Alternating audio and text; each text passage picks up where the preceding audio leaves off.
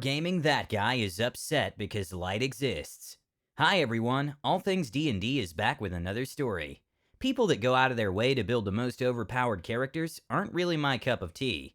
Sure, it can be fun in the right setting to see how crazy your character can get, but more often than not it becomes toxic, like it does in this story. Tell us about your power gaming players after listening to this one. This is a story I've gone on and off with the idea of sharing for some time. One of the main reasons is that despite everything, this was still a great campaign, and I'm great friends with the DM and some of the later acquired players of the campaign.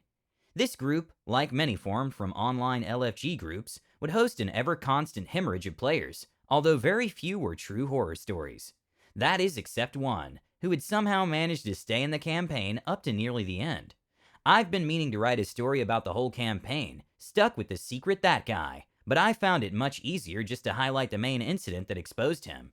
So here's the story of a petulant whiner who ruined the enthusiasm of just about anyone who played in our campaign. Cast, DM. The DM, obviously, who had to put up with this problem player for far too long. Bless his soul. Kobold, our problem player. Named as such because while their class changed at the start of this arc, both their characters were kobolds and they were quite adamant about it. This wasn't a personal preference thing, by the way, since we played a few one-shots with them and they were willing to try other races. Aasimar, Tabaxi, elves, etc. But for whatever reason they chose to be kobolds in this campaign. Likely due to the DM's extensive lore on draconic races in the setting. Me obviously. I was playing an astral self-monk / cleric multiclass for the most part. A choice I later regretted, but this isn't what the story is about. Less important secondary characters. Barbarian. Goliath Barbarian who stuck around through the whole campaign. Big of heart, dumb of ass, both in character and out. Rogue. Tabaxi Rogue who drove a lot of the plot, but eventually had to leave due to real-life commitments. Paladin. Dragonborn Paladin who came to replace Rogue when he left. Sorcerer turned Bard who then left the campaign. Keep this character in the back of your mind. They'll come up later. Some occasional drop-ins who'd usually disappear after a session or two. Some context of this campaign. Our party was part of a revolutionary group that was trying to overthrow a corrupt government that was oppressing the draconic races, Dragonborn, lizard folk, and kobolds, and generally touting Tabaxi as the dominant race. For reasons involving a church fire and a few too many high-profile slave breakouts, the party was forced into the Underdark. This is also when the female, which is sadly important, sorcerer swapped their character for a male, again sadly important bard, and seeing as Kobold Sorkinen no longer had this character, who he tethered himself to like glue in the party, he instead swapped to a new character. Behold Kobold 2, who shall still be referred to as Kobold, the Gloomstalker Ranger. But not just any Gloomstalker Ranger, a Gloomstalker / Fiend Warlock with the Devil's Sight cantrip, because apparently his 90-foot dark vision wasn't good enough. No, he needed the full 120-foot dark vision that could also see through magical darkness. Remember how I said we were in the Underdark? Yeah, that's something none of us realized in hindsight. But of course, this three-way stat-driven madness came at a cost, forcing our kobold to fight with nothing but magic stone, with an 18 in charisma, 14 in dexterity and wisdom, and an 8 in constitution, because they were missing an arm. Whoa, so random and quirky. Why did the kobold warlock who was literally missing an arm have a 12 strength? I don't know, but it might have something to do with the fact that no one in the party had a strength build other than the barbarian. For the most part, Kobold's character didn't talk much, which was fair. We essentially found a lost Underdark hermit who we only had trailing our party out of mutual necessity. Us needing a guide through the Underdark, Kobold needing protection. When it came to roleplay, their character didn't cause much trouble. No, it was combat where Kobold shined. And not combat with the whole party traveling with a caravan of refugees, who'd always have lanterns at the ready to brave the horrors of the Underdark. No, it was when we started our proper quest through the caverns that the truth behind Kobold reared its head. After we got situated in town and did a few odd jobs around the Underdark city, our DM had set up, we got our first quest outside the city walls, into the main depths of the caverns. Very simple and very standard expectation from the Underdark. Go deal with some drow bandits. We were high enough level to deal with the higher CR drow enemies, and where else would you find the drow after all? But notably, we were infiltrating their camps, a procedure that would require tact and grace, something we did not have traveling with an 8-foot-tall Goliath wearing half plate, who couldn't see more than 3 feet in front of him without dark vision, especially since we were now traveling sans Bard and had to be quiet, meaning no guidance. So our stealth mission quickly became a shootout with our foes, in fortified positions, and the cleric playing triple duty as healer, damage dealer, and pseudo-tank, while the barbarian got peppered with unresisted poisoned arrows, and our rogue and ranger did their best to snipe down the snipers. I'll spare you the details, but the point is this fight was long and bloody. Everyone had lost the majority of their hit points, with the rogue even having to draw aggro to save the barbarian from being the target of every drow sniper within a 100-foot radius. At the end of the fight, all of us were begging for a rest, at least a short one, all except one. What are you guys complaining about? I didn't take any damage. I still have my temporary hit points. Yes, it was our lovely kobold boasting about how in this violent, brutal battle where our party was easily outnumbered 3-1, he managed to get out without a scratch on him. Not only that, but he only used one spell slot to cast Hex, and despite boasting how he hadn't used any resources, he wouldn't dare spend his precious second Warlock slot to heal anyone with the Cure Wounds spell his ranger forgot to pack. Guess it wasn't an option anyways. Now here comes the part where I reveal something about the Gloomstalker Ranger subclass. For those of you who don't know, Gloomstalker Ranger gets a very neat ability at level 3, Umbral Sight. At 3rd level, you gain Dark Vision out to a range of 60 feet. If you already have Dark Vision from your race, its range increases by 30 feet.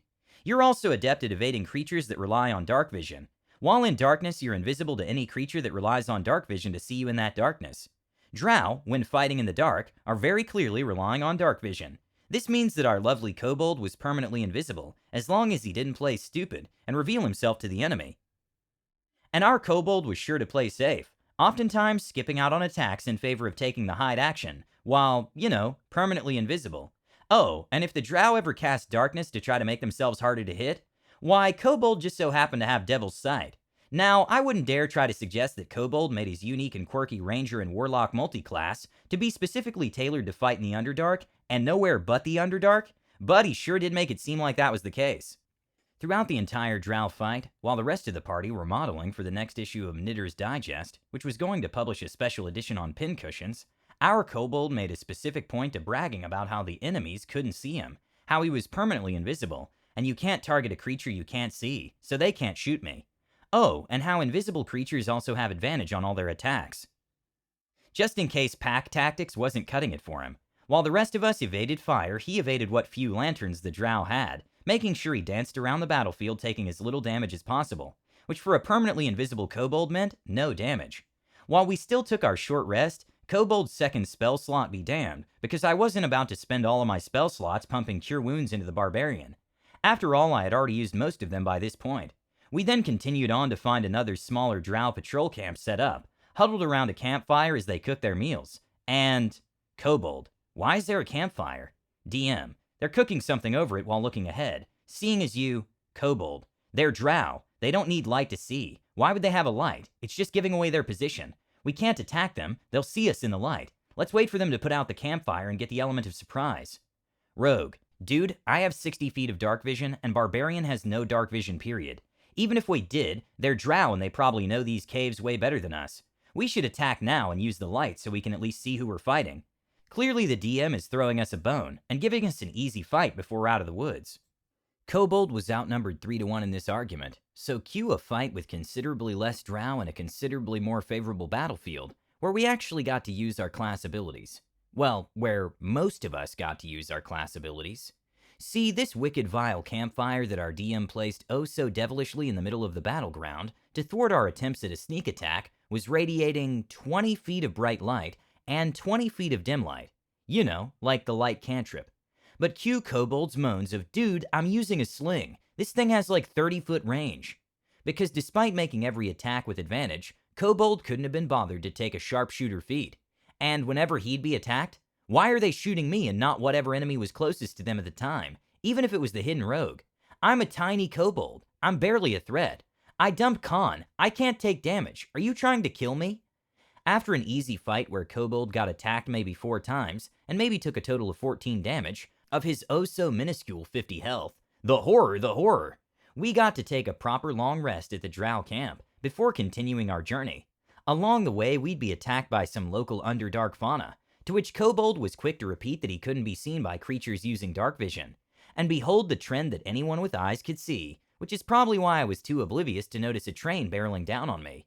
When Kobold was in the dark, he'd brag and boast about how overpowered Gloomstalker was, and how being untraceable in the dark was so strong. Yeah, strong enough to be a level 3 ability. Get over it, buddy. But as soon as a torch was lit, the coin would flip to, "No, you're nerfing my character. Why would they have light? I'm playing a Ranger Warlock. It's so unoptimal, and I dumped Khan." Every single fight like clockwork, to the point that if we were in high visibility areas for an extended time, he'd mysteriously not show up for a session or two until we conveniently left the area. Now, here comes the main incident. We'd been stuck in the Underdark for a while now, and the DM was telling us that he'd been preparing a boss fight for the end of this arc. I also need to mention that we knew the Underdark in our DM's world was very close to the Earth's crust. We'd even passed by some magma fields when first entering the Underdark. And finally, it had been stated by the DM that fiends would often pass into the world through portals near the planet's core, as part of the lore explanation that our now missing tiefling sorcerer had asked about her origins.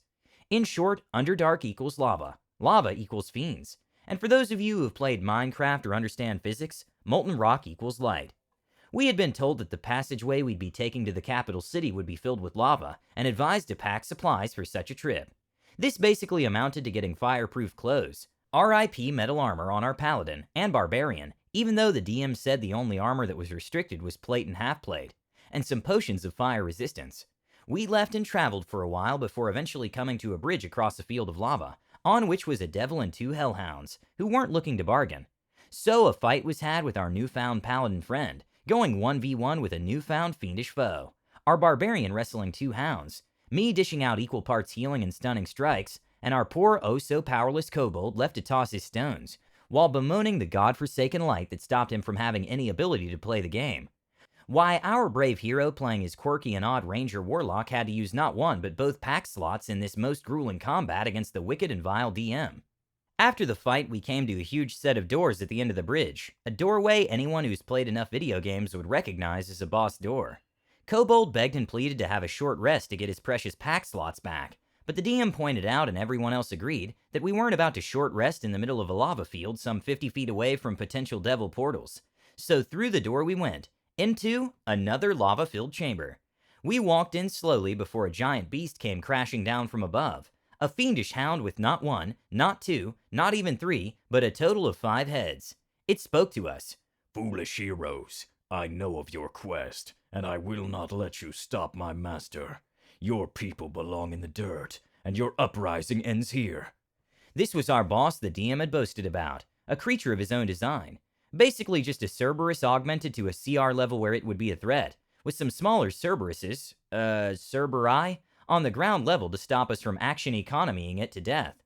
The battle was rough, with the DM letting out breath weapons befitting a dragon, and grappling our poor paladin and barbarian in the beast's many jaws, forcing us out of our comfort zone to save our allies from being swallowed whole. "We're going to die!" the barbarian cried, ever unaware that the paladin and I had retained most of our spell slots, and his cool rage ability would have him taking half damage from anything that wasn't the dog breathing fire at us. Yes, I guess we all die because DM just wants a TPK. We were confused by this comment from Kobold. Well, the DM and I were confused at the very least. "You're not gonna TPK, the DM assured. "I've had this fight planned for months, and I know that unless you do something stupid, you'll..." "Oh, so you were planning on completely disabling my character?" Our DM was shocked by this statement, to say the least, only managing to stammer out a half statement before our kobold continued.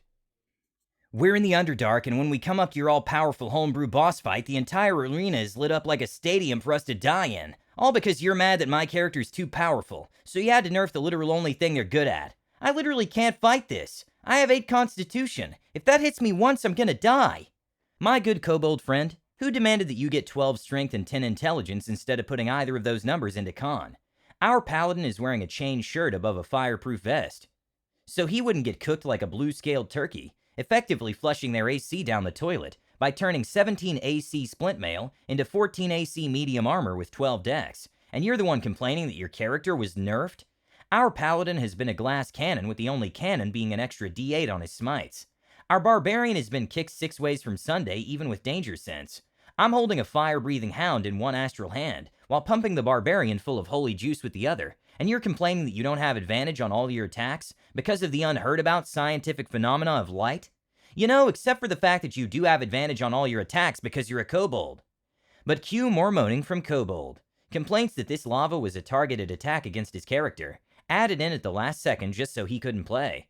That we were obviously never meant to win challenging the status quo of the DM's world. That Kobold never had a single moment in the spotlight, with his random Underdark hermit who barely talked and had zero meaningful character connections, and that the reason we were hemorrhaging players was because the DM was awful and wanted the campaign to be about him. Not like Rogue had explained months in advance that his work schedule was changing, and Paladin had attended almost every session save for a few when his internet was acting up. But our grumpy little lizard left in a hurry, turning an already difficult fight for a party of 4 into one that was teetering on impossible for a 3-person party.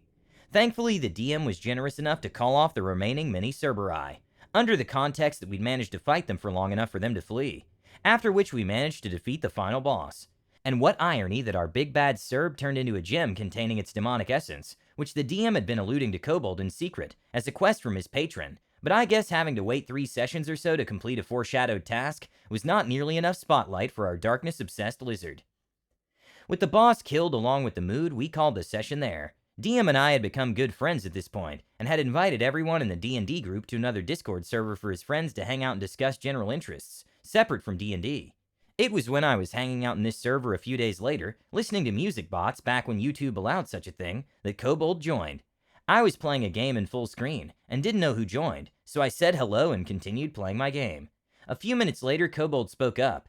DM is such a horrible person, making that impossible fight last session. I bet he chickened out after I called him out for his BS, and let you win just so I wouldn't be right. I mean, he was obviously targeting me, and happened to find a way to make both Barbarian and the new guy suffer too. You're lucky you were playing a monk, or else I bet he... If you're gonna trash talk DM behind their back, then I'm not gonna listen to you. Shut up. You ruined that session for no reason, and rage quit in the middle of a hard boss fight. If you have a problem with DM, say it to his face. I'm not gonna side with you. I told him before hanging up. Immediately I messaged DM. Hey, Kobold is being a dick in your server. He's talking trash about you, and I don't know why, but that ain't cool. I then get a call from the DM directly. I answer it, and before I can get a word in, he tells me, I can't take it with Kobold anymore. I just need to vent it out. Early in the campaign, our DM had told us that if we had any complaints or suggestions, we should tell him. Kobold seemed to take this in the most literal sense, because apparently his occasional in-game whining was only the surface level of that guy's problems. At the end of every session, DM would get paragraphs critiquing every single minor problem Kobold had with the session. And if I told him to stop, he'd keep doing it anyways. And if I told him to bring it up during the session, I'd get pinged every 5 minutes when Kobold complained about something. DM knows he's not perfect, and is always looking to improve, but being told at the end of every single session every part of it that sucked was really draining on his psyche, with the difficulties finding new players only adding on to his stress over the quality of his campaign. And it gets better. You know that sorcerer I told you to remember? The one who swapped to a bard? Well, she was a girl in real life too.